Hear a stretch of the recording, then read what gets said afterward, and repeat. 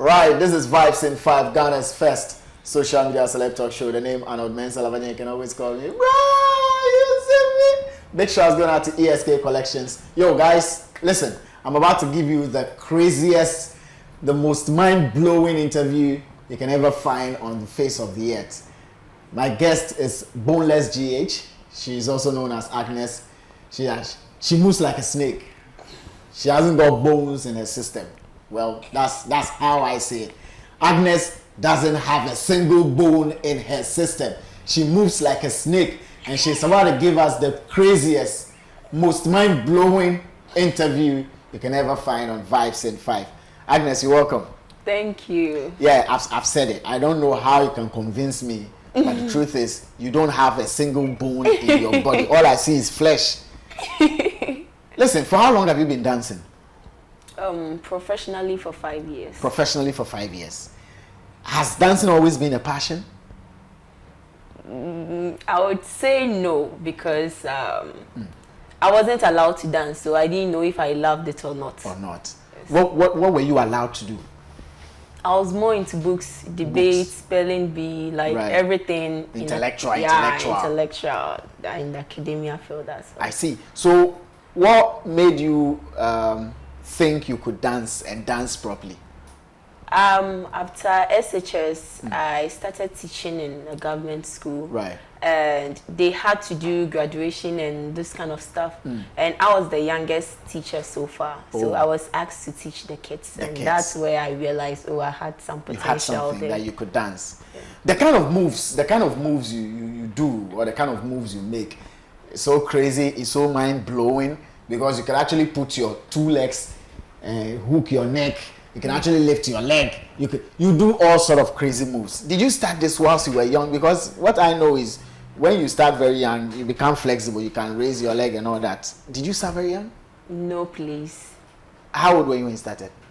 Come again. How old were you when you started? 19, almost 20. Almost 20 years before you started working on your bones and all? Yes. But how easy was it? Well, I would say it was, because I didn't know I could move. Because when I discovered this flexibility, I think I was falling down on a staircase. Right. And I saved myself. So I saved myself in a bridge. But I didn't know it was a bridge at then. So, I mean, people are like, how did you go into this? I'm like, how did I go into this? And someone brought a video. It's like, see, snake people. I was like, snake people. So, I mean, from there, I went to the internet and typed snake people. Right. And that's where I got to realize it's not about snake people, but it's called contortion. It's about contortion. So you started contortion at age 19, almost 20. Yes. But is it a normal thing for people to start around that age? Yes, it is. So we have people who started very old like you? Well, in Ghana, I don't know.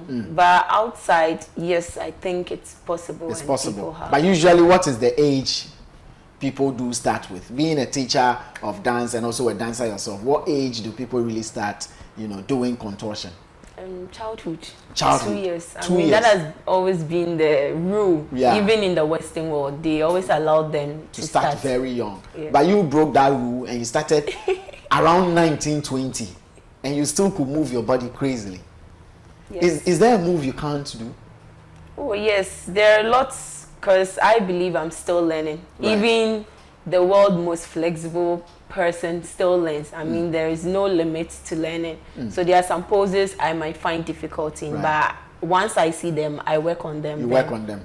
How long does it take you to master a pose? Let's say a week. A week. Yes. To master a pose. The most difficult part of contortion is the balancing. Okay. That is like doing flexibility and holding on with your hand, like the handstand stuff. Like, those The ones legs. you can be flexible, but because you can't hold yourself, it will take some time.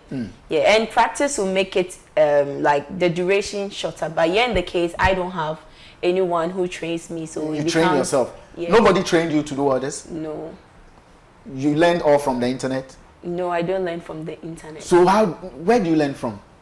I get the inspiration from myself and also from after discovering how contortion is, I use these toys. You know, you can pull out their arms. Barbie dolls. Yeah, so I take them, then I try to play around with them. Okay, so if a white man invented this, then something might have triggered that. So it means that the body can move in that way. Right. So I practice. Okay, I can go into this. I can go into this. Yeah. And then you start doing it. Yes. Don't you feel pains?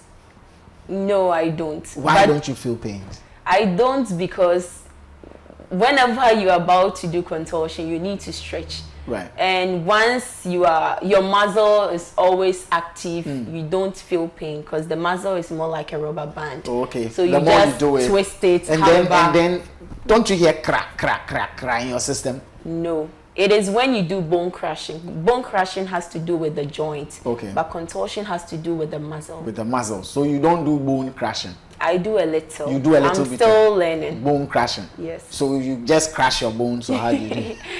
Yeah, no crushing bone, but how you can twist the joint. Oh, okay. But if you're able to master bone crushing, then it makes you like a pro, because you're able to combine contortion and...